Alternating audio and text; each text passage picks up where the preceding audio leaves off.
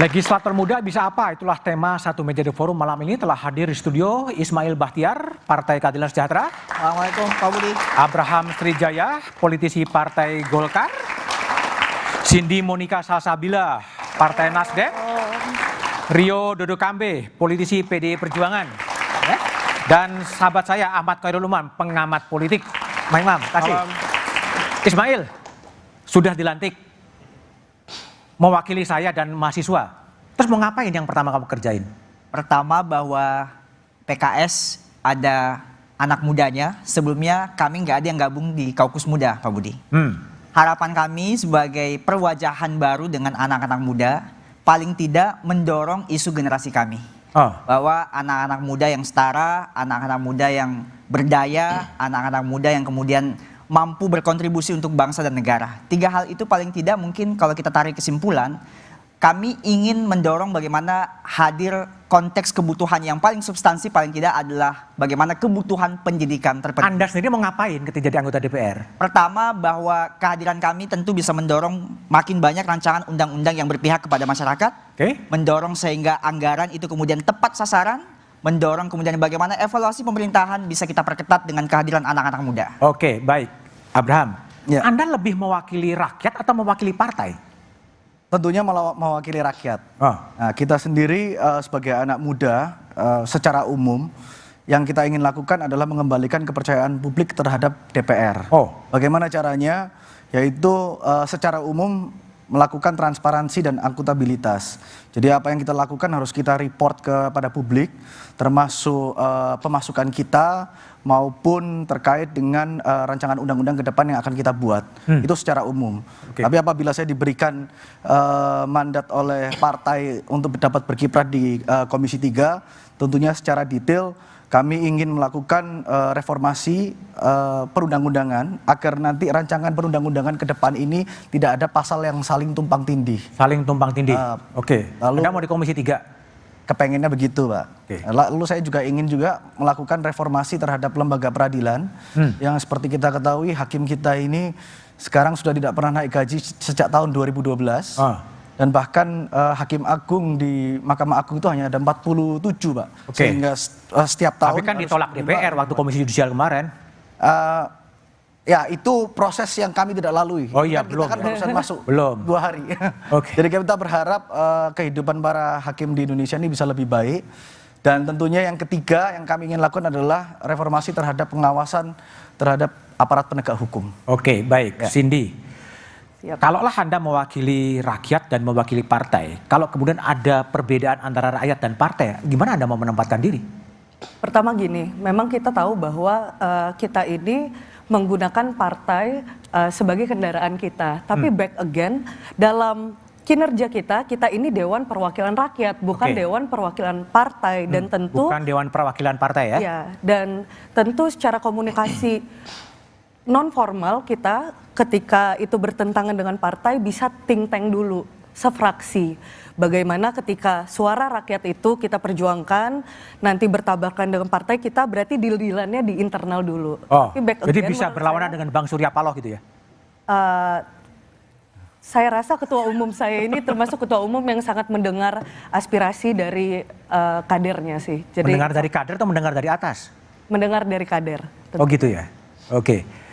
Kalau Bung Rio lebih condong mana? Lebih senang mewakili partai politik gitu, mewakili Bu Mega atau mewakili suara rakyat bawah sih? Ya, yang pasti kami di PDI Perjuangan itu harusnya tidak pernah bertentangan dengan masyarakat. Jadi tidak pernah ya? Tidak pernah. Jadi satu sisi kami sebagai caleg-caleg ataupun juga sekarang sudah jadi anggota DPR dari PDI Perjuangan pastinya diberikan ruang di partai kami untuk mensuarakan apapun yang memang menjadi keinginan dari masyarakat untuk nantinya bisa diakomodir oleh keputusan-keputusan partai yang nantinya harusnya selaras dengan apa yang diinginkan masyarakat. Terus yang pertama kali mau dilakukan oleh Bung Rio apa? Ketika sudah dilantik, masuk kepada komisi nanti mau ngapain terusan? Ya, saya pada saat saya berkampanye saya berjanji kepada konstituen saya yaitu di Sulawesi Utara bahwa saya akan memperjuangkan pembangunan yang merata sampai ke Indonesia Timur. Karena memang Sulawesi Utara ini... Ya, atau di DPR mau ngapain tuh? Pembangunan merata di Indonesia itu mau gimana? Kira-kira mau apa yang dikerjain? Langkah politiknya? Kita akan mengarahkan politik anggaran yang tentunya berpihak kepada Indonesia Timur khususnya untuk daerah-daerah perbatasan. Karena memang Sulawesi Utara ini adalah bagian paling utara dari Indonesia, termasuk juga kalau kita sebut Miangas sampai Pulau Rote, itu Miangas itu ada di Sulawesi Utara. Oke. Yang kami inginkan. Mas Umam, ada komitmen-komitmen dari legislator muda. Apa yang Anda tangkap? Pertama saya ingin mengucapkan selamat ya kepada kalau ini saya bilang adik-adik, tapi Adik-adik. luar biasa. Mereka punya akselerasi Ini- capaian dalam konteks politik. Lulusan satu meja semua ini. Lulus Sembilan kita undang, 6 masuk, kecuali Rio. luar Kayak nggak biasa. datang. Luar Alumni biasa. satu meja, Pak. Alumni satu meja. Tentu kalau sudah lulus satu meja itu berarti sudah sah itu. Dan saya ini di sini mentornya itu luar biasa. Dan begini bahwa kemudian politisi muda pasti akan ada sikap a priori dari publik, kemudian Sikap a priori. bahkan underestimate dan lain sebagainya. Tetapi dengan tadi disampaikan komitmen, saya pikir itu akan menjadi sebuah jawaban. Meskipun hasil dari jawaban itu tetap harus kita tes seberapa kemudian hal itu memiliki impact terhadap proses politik ke depan, terutama dalam proses legislasi. Tetapi kemudian beberapa data yang kemudian kita cermati, tentu ini menjadi sebuah realitas regenerasi politik yang cukup baik. Karena tadi disebutkan ada beberapa yang sampai 6 periode, 5 periode, dan lain sebagainya. Kalau kemudian kita merujuk pada data sejumlah lembaga think tank, Litbang Kompas juga kemarin menyampaikan bahwa setidaknya kalau misal kita ambil politisi muda yang masuk di komposisi saat ini, praktis ada sekitar 87 politisi muda. Dan yang 50 itu kebanyakan, artinya sekitar 57,5% itu terkait dengan politik dinasti. Artinya ini kemudian memunculkan pertanyaan publik bahwa jangan-jangan apakah kemudian ini nanti teman-teman menjadi representasi dari kekuatan rakyat, suara rakyat, ataukah akan tetap menjadi Korea-Korea yang kemudian menjalankan apa yang menjadi titah partai dan kepanjangan dari politik dinasti yang sebenarnya juga cukup problematik, terutama dalam konteks rekrutmen politik di level kaderisasi yang sebenarnya menghambat di level itu. Tapi kita ini yang harus- kemudian perlu dijawab dengan cermat oleh Kita teman-teman. harus optimis ya, awalnya harus optimis, kita beri waktu 100 hari gitu. Maksud Mas BDM awalnya harus optimis itu berarti endingnya ada kemungkinan pesimis ya? Oh iya, pasti kan. Akan menjadi begitu gitu. Iya, artinya ini menjadi sebuah tes yang betul-betul tidak bisa dianggap sebelah mata. Dan ini adalah sebuah pertaruhan gagasan, pertaruhan pride kita sebagai politisi terutama. Tetapi kalau misal kemudian itu bisa dijawab, saya pikir sikap-sikap a priori, sikap-sikap yang underestimate terhadap politisi muda bisa dipatahkan. Tetapi sekali lagi, kalau misal kemudian ternyata yang terjadi sama saja, sami mawon, itu saja, saya pikir ini akan Oke. menjadi sebuah catatan serius bagi problem demokrasi kita, terutama tadi, jangan-jangan ini adalah bagian dari produk kepanjangan dari kooptasi kekuatan politik yang sebenarnya itu saja, sehingga kemudian tidak terjadi penyebaran secara merata.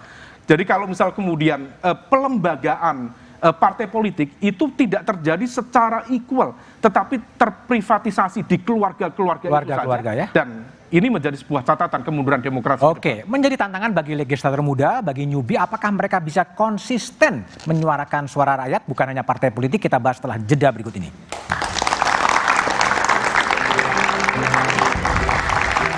Oke, itulah suara-suara dari rakyat yang telah memilih wakil-wakilnya Ismail Bahtiar. Ada harapan. Tetap kritis, jangan terbawa arus lah menjadi 5D, duduk diam gitu. Gimana? Saya mau bilang Pak Budi bahwa sebenarnya kan kehadiran orang-orang muda di DPR ini bukan hal yang baru. Periode sebelumnya juga banyak anak-anak muda.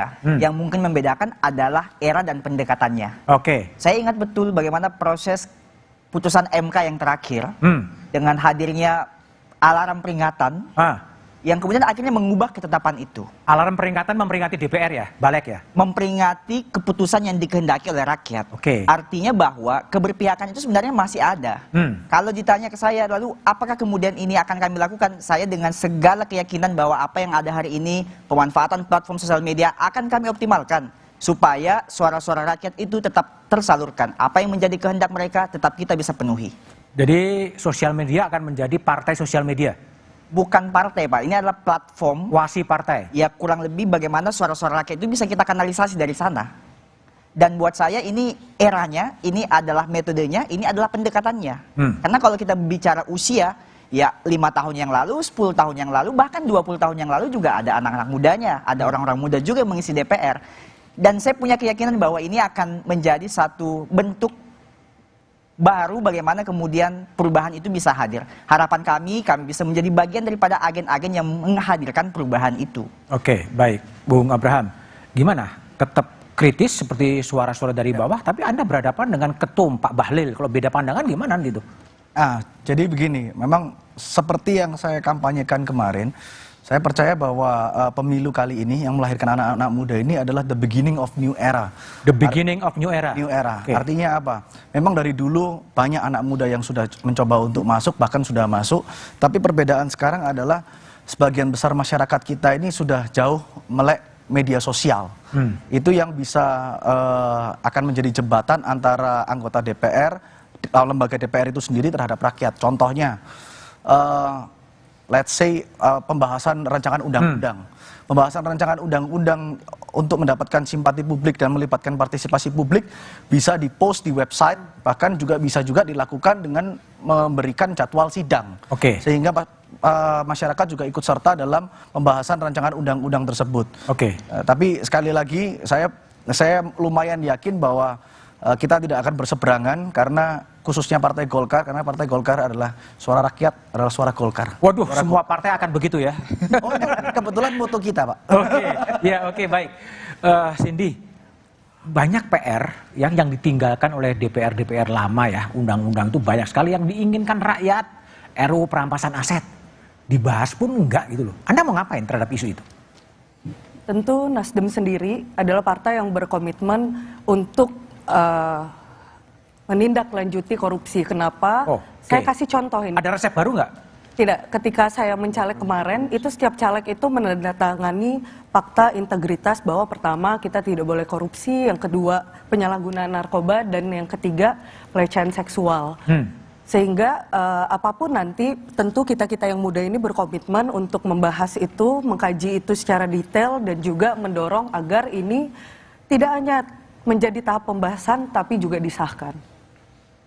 Jadi kalau RUU yang diharapkan publik yang belum diapa-apain sampai sekarang, Cindy mau ngapain Saya itu? salah satunya nge-highlight UU Hukum Adat sih, RUU Hukum Adat. Hukum Karena adat? ini lebih dari 10 tahun tidak juga disahkan, dan juga salah satu concern dapil saya itu masalah pembangunan itu pasti terhambat dengan masalah tanah ulayat. Dengan harapannya Partai Nasdem sudah mendorong RUU ini menjadi prolegnas prioritas, kita mau memperjuangkan ini sehingga nanti masyarakat itu bisa mendapatkan haknya, tidak hanya masalah tanah adat tetapi juga hak lingkungan hidup, hak dalam mengelola sumber daya alam, dan masih banyak lagi. Oke, Rio, salah satu kritik publik terhadap DPR itu adalah meaningful participation, keterlibatan publik untuk membahas, ikut didengarkan, dan dikembalikan feedback argumen DPR apa. Nah, Anda sebagai legislator baru, muda ya, terus bagaimana akan menempatkan meaningful participation dari publik dalam konteks pembahasan undang-undang itu?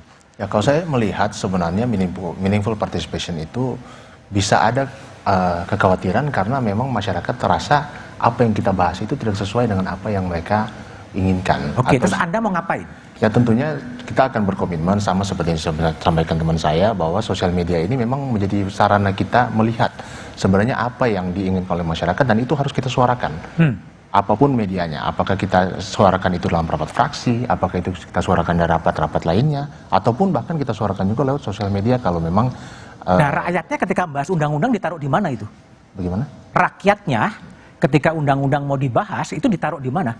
Ditaruh di kita harus tahu apa yang masyarakat mau. Jadi memang kita harus rajin turun ke lapangan, kita harus rajin turun ke konstituen, tapi juga sama seperti tadi sosial media memang harus kita pantau terus, Pak. Supaya kita tahu memang apa yang benar-benar mayoritas masyarakat itu suarakan di lapangan. Oke, baik. Umam, jadi kalau Mas Umam lihat meaningful participation, ya itu kan selalu kritik publik. Seakan-akan Dewan Perwakilan Rakyat itu sudah menjadi wakilnya rakyat kan. Kemudian ya dia aja putusin sendiri kan. Tanpa lagi mendengar suara-suara rakyat. Apa yang harus dikerjakan oleh legislator muda ini? Ya, tentu ini menjadi wake up call dalam konteks komitmen ya. Tadi disampaikan oleh teman-teman itu tentu secara teoritik meaningful participation itu sangat penting. Meskipun evaluasi dalam 10 tahun terakhir yang terjadi bukan meaningful, tetapi meaningless participation. Meaningless, nggak didengar rakyat itu Karena sebenarnya. tren terjadinya autocratic legalism, terutama dalam konteks rancangan undang-undang yang cukup strategis, itu sering terjadi dan hampir melibatkan semua partai. Jadi kalau misal kemudian kita cek satu persatu undang-undang KPK, undang-undang Omnibus Law, undang-undang IKN, dan lain sebagainya, partai-partai yang ada ini, dari teman-teman yang sudah menyampaikan komitmen, juga perlu mengevaluasi internalnya.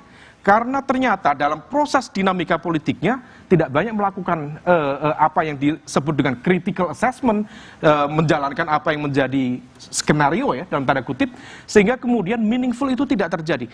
Kalau misal kemudian argumen tentang social media, saya pikir social media itu socially engineered dan juga politically engineered.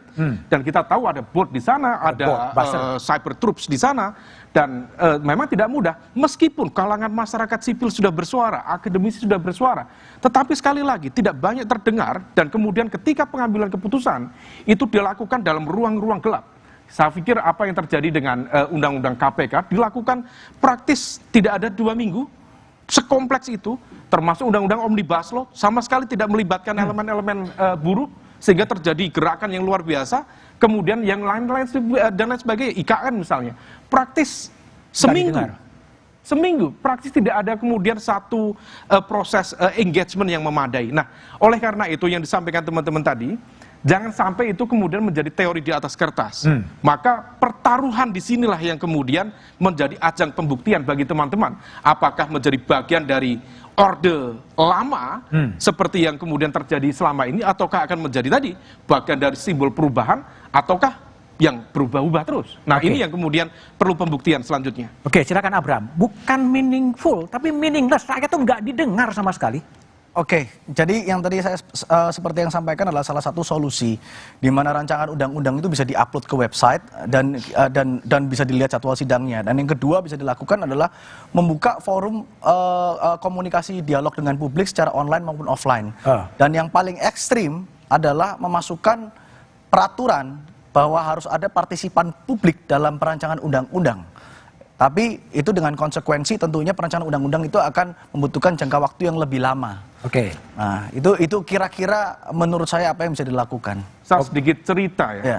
Kalau misal yang ditawarkan seperti itu tentu baik-baik saja, tidak ada yang salah. Tetapi dari pihak kesekjenan juga sebenarnya sudah melakukan itu.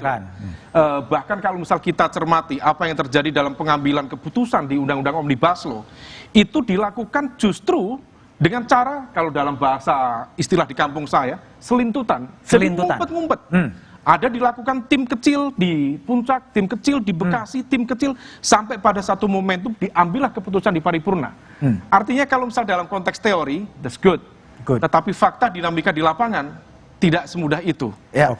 Saya tambahkan Oke, sedikit ya, Pak Budiman. jadi bagaimana kemudian kita harus menumpukan harapan pada anggota DPR baru, kita bahas setelah jeda berikut ini.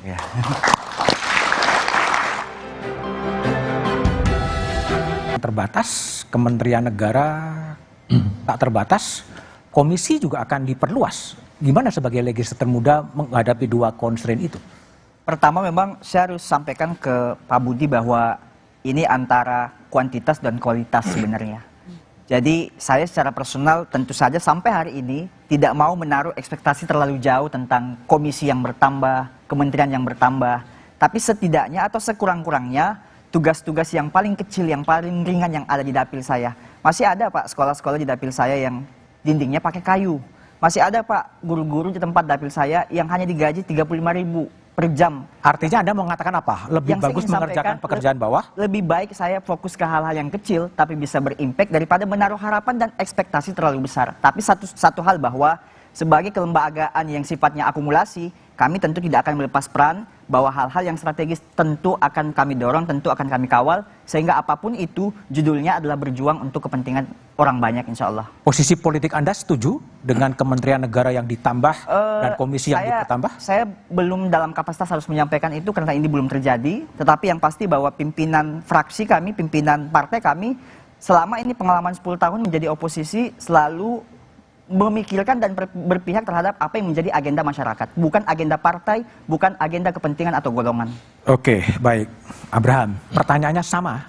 Anggarannya terbatas, kementeriannya diperluas tanpa batas, komisinya pun akan diperluas juga. Gimana? Ya, kalau saya tergantung ya. Tergantung Karena apa? Tergantung penambahan kementerian itu kementerian apa aja dan untuk apa saja. Karena apa? Memang betul yang disampaikan Mas Budiman, penambahan kementerian itu sudah pasti menambah SDM, menambah anggaran, dan lain-lain itu sudah pasti. Tapi kembali lagi, apakah penambahan kementerian ini bisa efektif dan efisien untuk mengeksekusi sehingga membuat program-program yang mensejahterakan rakyat? Karena saya beri contoh di luar negeri seperti di Amerika itu kementeriannya banyak sekali. Dan terbukti bisa berjalan dengan baik. Nah, pertanyaan di Indonesia, apakah itu bisa dieksekusi? Kembali lagi kita harus tanya kepada presiden terpilih penambahan kementerian itu apa saja, dan apabila ada penambahan komisi juga harus dilihat kementeriannya itu apa saja. Apabila memang penambahan komisi ini dibutuhkan karena kementerian bertambah, maka harus dilakukan, karena jangan sampai pengawasan terhadap eksekutif jadi berkurang karena adanya penambahan kementerian. Ada ya DPR ngawasi eksekutif? Memang harus itu tugas. Harus itu. Oke, baik. Cindy, Ya. sama pertanyaannya, tapi saya sedikit balik. Kadang-kadang ada sebuah teori yang mau coba dibangun, semakin banyak kementerian, potensi korupsinya itu makin besar. Gimana? Kalau saya sendiri, pertama, ditambah pun atau tidak pun, dengan komposisi yang sekarang mau ditambah pun komisi, itu balik lagi ke kita, bagaimana kita menjalankan fungsi baik dari pengawasan, legislasi, dan anggaran sesuai dengan peraturan undang-undang yang dibikin ada. 3 komisi aja sebetulnya? Legislasi, pengawasan, dan anggaran. Tentu ini perlu kajian yang mendalam karena kita baru aja 2 hari masuk, kita masih beradaptasi. Harusnya yang baru itu mendekonstruksi sebetulnya. Iya kan?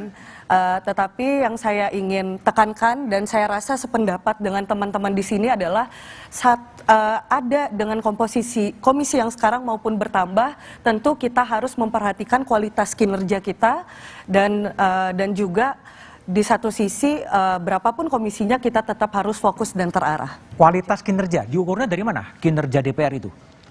Kinerja DPR tentunya sesuai dengan yang kita bahas dari tadi, bagaimana caranya kita itu apapun fungsi kita membawa kesejahteraan untuk masyarakat. Oh, itu kesejahteraan bukan eksekutif itu tugasnya menjalankan masyarakat? Tentu juga harus dikolaborasikan dengan kita yang ada di DPR. Oke, Rio, ada yang berbeda nggak dengan 3 legislator yang lain? Soal menteri yang di era sekarang kan jumlahnya nggak terlalu banyak, kan mudah akan dilebarkan tanpa batas gitu loh. Kecenderungan kekuasaan itu power tend to corrupt sebetulnya. Gimana Anda mencoba menjebak constraint seperti itu? Ya kalau kemarin ini kan sebelum undang-undang ini berubah jadi peraturan berubah jadi tanpa batas, kemarin kan ada nomornya, ada jumlahnya. Sekarang dilepas akhirnya sampai batas. Nah saya rasa ini baru pertama kali kita akan menerapkan ini, dan kuncinya memang ada di efektivitas dan efisiensi. Jadi nantinya saya harap tentunya kita bisa di DPR, tugas kita sebagai salah satunya adalah fungsi pengawasan anggaran itu tadi. Kita harus menentukan nantinya kira-kira pada saat jumlah menteri sekian sudah dilantik, apakah jumlah itu memang akhirnya sesuai dengan efisiensi anggaran itu. Kalau misalnya nanti tidak sesuai, ya berarti kita harus tekankan bahwa ternyata jumlah yang paling efisien adalah sekian menteri.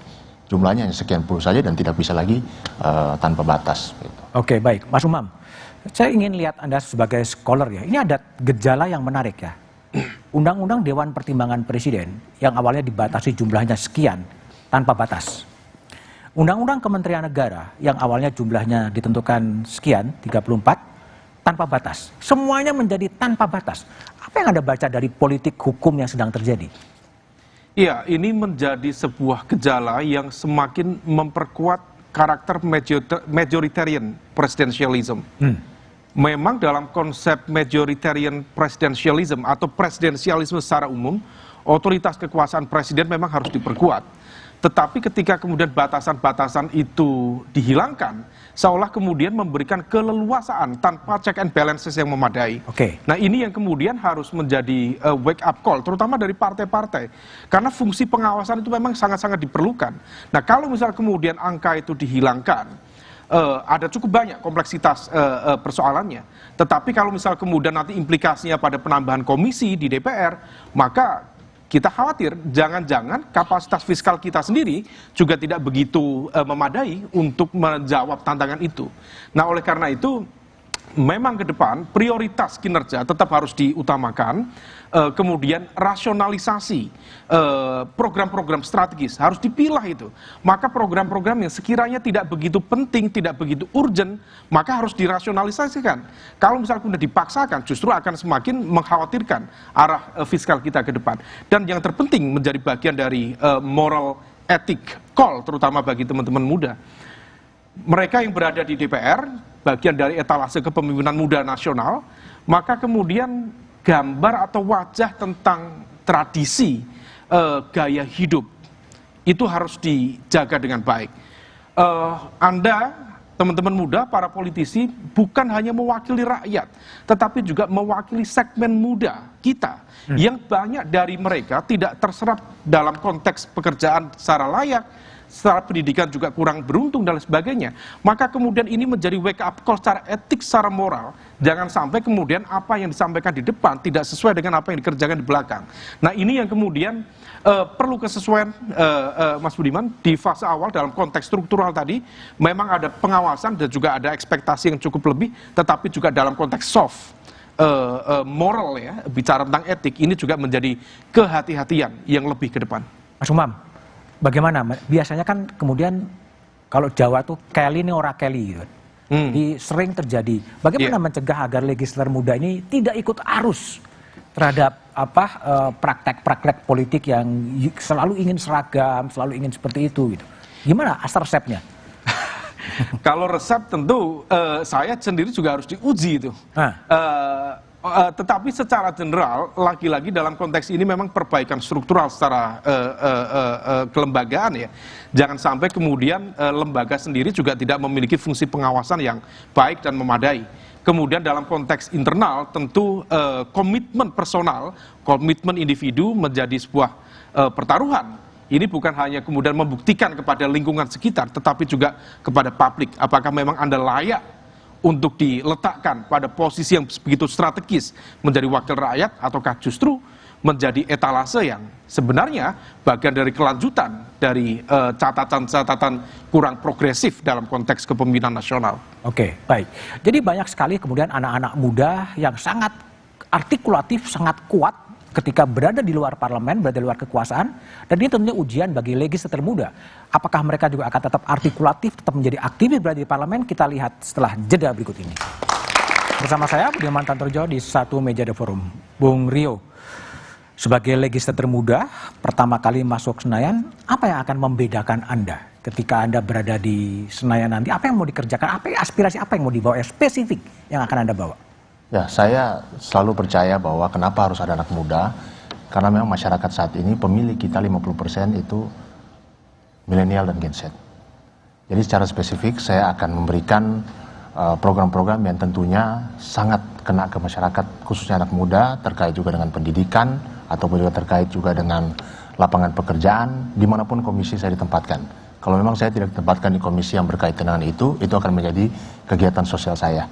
Dan secara spesifik saya akan mengangkat isu-isu yang sangat-sangat berkaitan dengan anak muda. Bagaimana? Anda bisa meyakinkan publik gitu, dan kemudian ada ayah Oli Dodo Kambe yang begitu nama besar di PDI Perjuangan. Bagaimana Anda bisa melepas dari figur ayah itu? Ya, saya selalu percaya bahwa yang namanya generasi kedua atau generasi ketiga di dunia politik itu pasti akan ada stigma negatif seperti itu. Dan itu akan saya gunakan sebagai suatu semangat baru, acuan baru, karena saya percaya juga saya terpilih ini dengan proses yang sebagaimana seharusnya.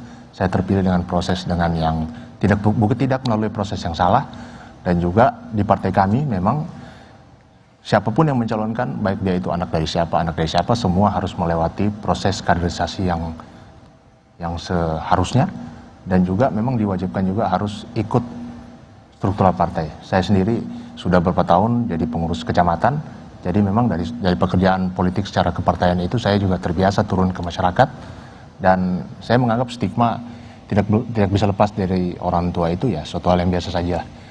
Saya anggap itu hanya menjadi pemacu semangat saya, dan nantinya waktu yang akan membuktikan. Oke, baik.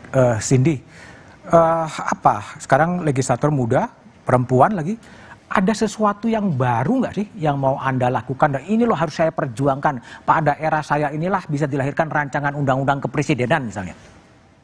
Gini, yang pertama yang saya tangkap adalah anak muda itu harus accessible. Kita tuh accessible dan harus transparan. Mungkin merangkum yang tadi teman-teman sampaikan. Jadi kalau untuk isu spesifik, tentu saya harus menyesuaikan di mana program-program yang spesifik juga untuk masyarakat itu sesuai di mana komisi saya ditempatkan. Tetapi jauh sebelum saya masuk politik, saya ini adalah seorang perempuan yang sangat memperjuangkan, kita punya foundation yang sangat memperjuangkan tentang perempuan dan anak. Jadi terlepas di mana komisi saya ditempatkan, kita itu udah ada rancangan akan membuat program pengaduan perempuan dan anak, di mana nanti kita juga udah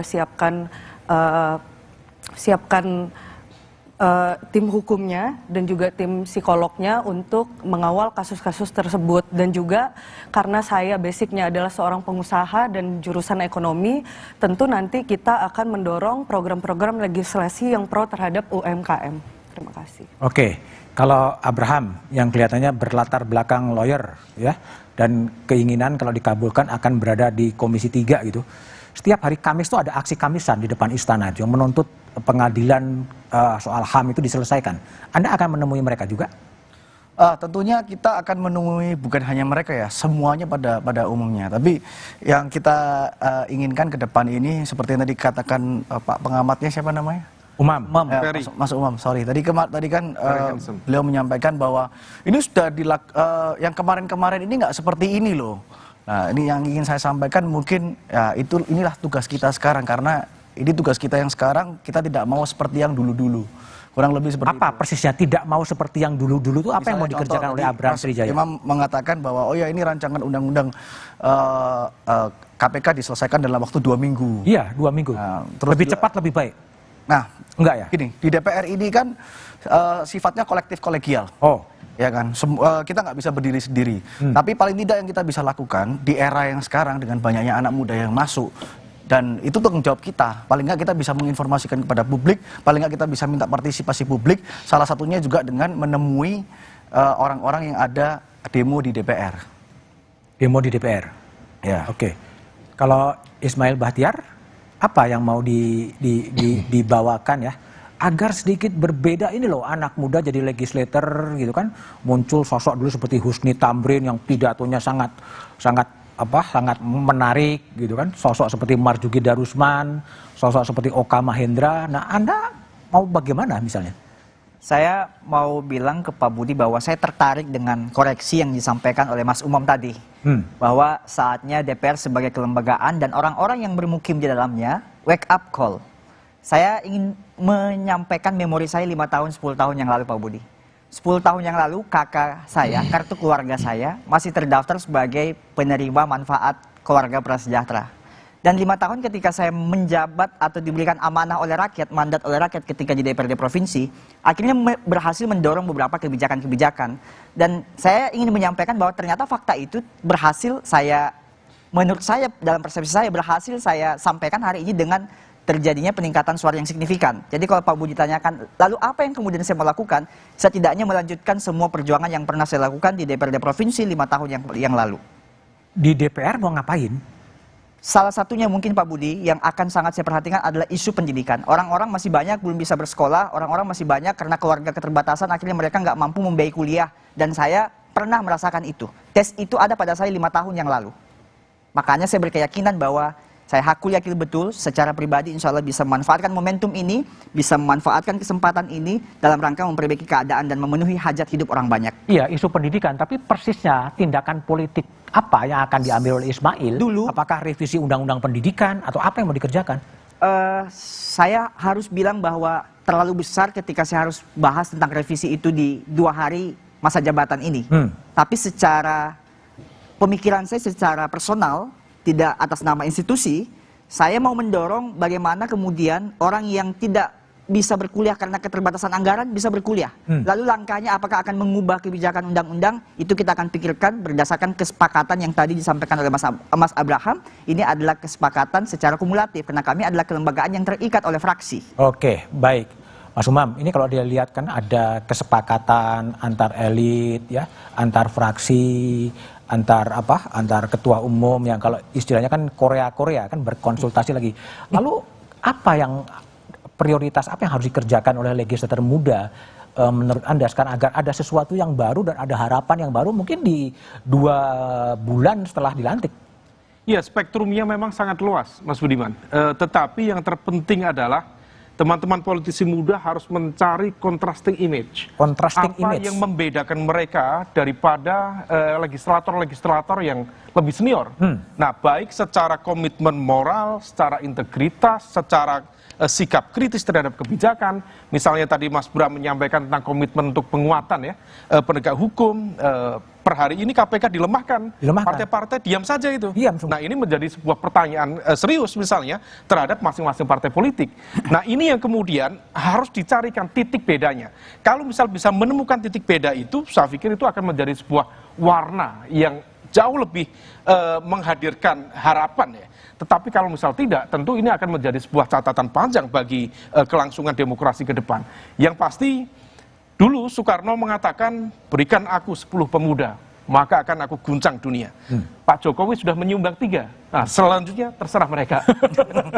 Tapi gini, contrasting image, apa dong? Kasih dong contoh yang mungkin lebih konkret sehingga itu bisa ditiru. Apa yang mau diambil? Ya, misalnya terkait dengan konteks bagaimana melakukan tadi ya, meaningful participation. Jangan kemudian dalam proses mencari aspirasi dari masyarakat itu hanya melibatkan pada segmen-segmen tertentu yang sebenarnya sudah kita bisa prediksi ini arahnya seperti apa.